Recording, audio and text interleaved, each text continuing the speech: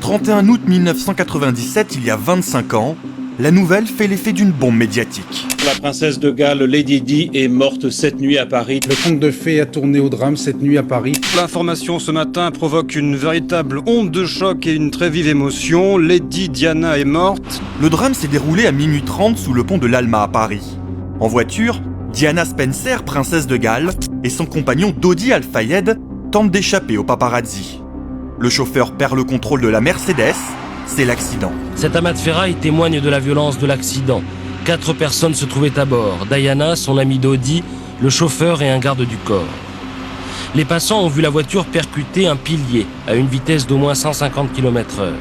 Le chauffeur et Dodi Al-Fayed meurent sur le coup. Le garde du corps survit, Lady Di est grièvement blessé. Frédéric Méliès est médecin, il était présent au moment de l'accident.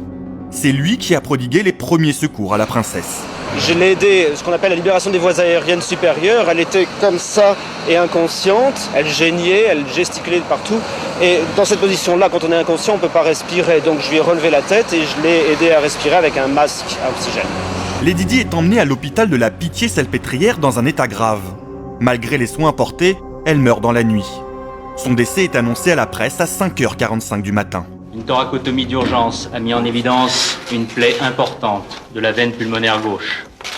Malgré la fermeture de cette plaie et un massage cardiaque externe puis interne de 2 heures, aucune efficacité circulatoire n'a pu être rétablie et le décès a été constaté à 4 heures du matin.